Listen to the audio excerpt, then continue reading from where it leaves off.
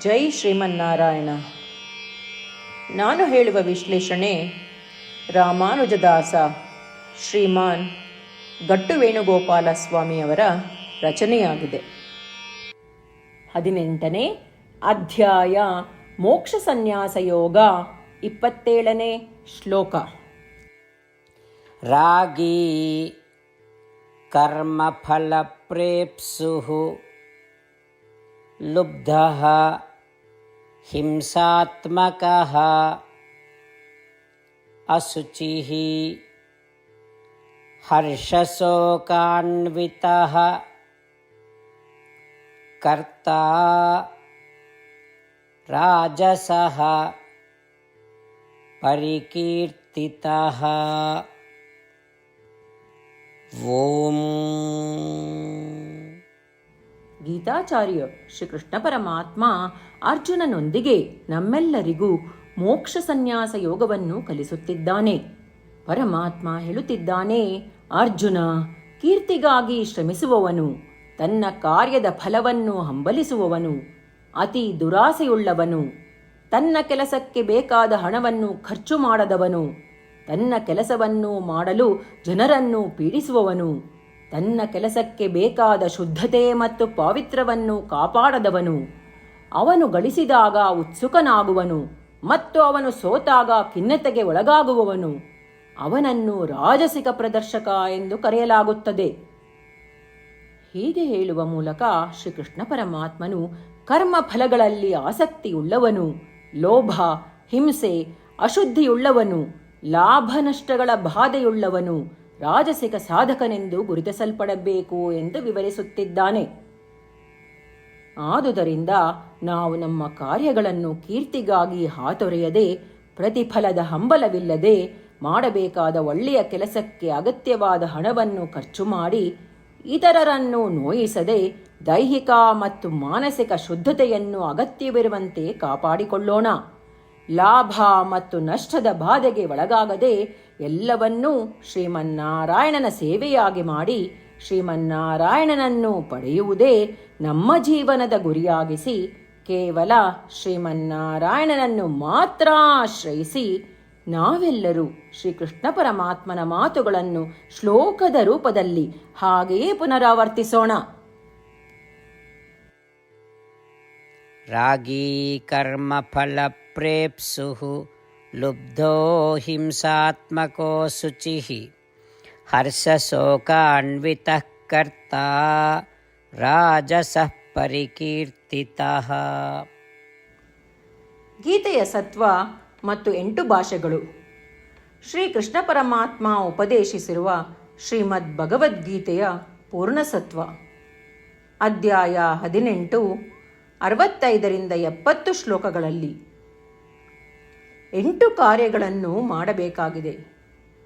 ಶ್ರೀಕೃಷ್ಣ ಹೇಳುತ್ತಾನೆ, ಈ 8 ಕಾರ್ಯಗಳನ್ನು ಯಾರು ಅನುಸರಿಸುತ್ತಾರೋ ಅವರನ್ನು ನಾನು ಪ್ರೀತಿಸುತ್ತೇನೆ. ನಾನು ಆ ಭಕ್ತರನ್ನು ಎಲ್ಲ ವಿಧದ ಮಾರ್ಗಗಳಲ್ಲೂ ಸಂರಕ್ಷಿಸುತ್ತೇನೆ. ಶ್ರೀಕೃಷ್ಣ ಪರಮಾತ್ಮ ಉಪದೇಶಿಸಿದ ಭಗವದ್ಗೀತೆಯನ್ನು ಪೂರ್ಣ ಕೇಳಿಸಿಕೊಂಡ ನಂತರ ಅರ್ಜುನ ಹೇಳುತ್ತಾನೆ, ಕರಿಷ್ಯೆ ವಚನಂ ತವ.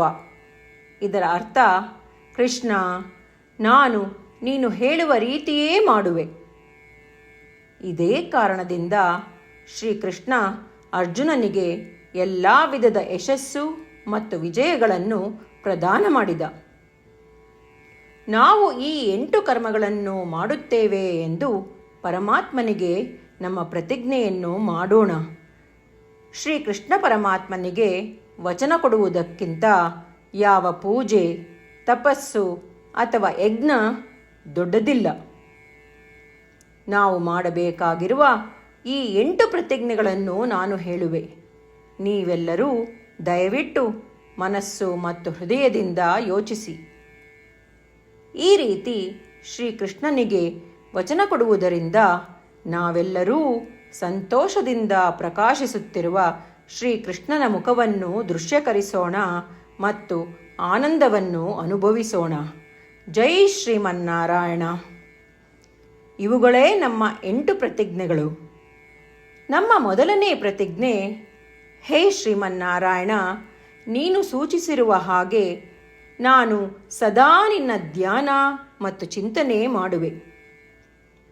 ನಮ್ಮ ಎರಡನೇ ಪ್ರತಿಜ್ಞೆ, ಹೇ ಶ್ರೀಮನ್ನಾರಾಯಣ, ನೀನು ಸಲಹೆ ನೀಡಿರುವ ಹಾಗೆ ನಾನು ಸದಾ ನಿನ್ನ ಭಕ್ತನಾಗಿರುವೆ.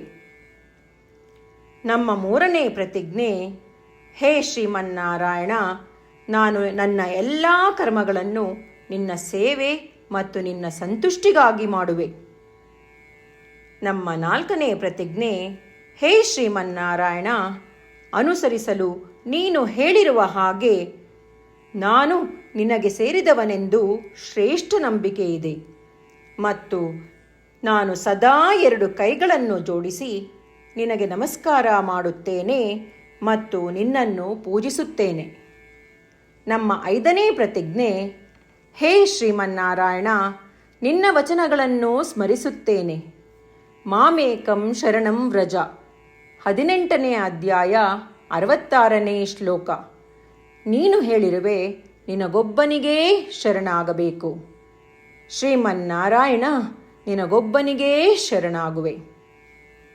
ನಮ್ಮ 6ನೇ ಪ್ರತಿಜ್ಞೆ, ಹೇ ಶ್ರೀಮನ್ನಾರಾಯಣ, ನಿನ್ನ ವಚನಗಳನ್ನು ಸ್ಮರಿಸುತ್ತೇನೆ.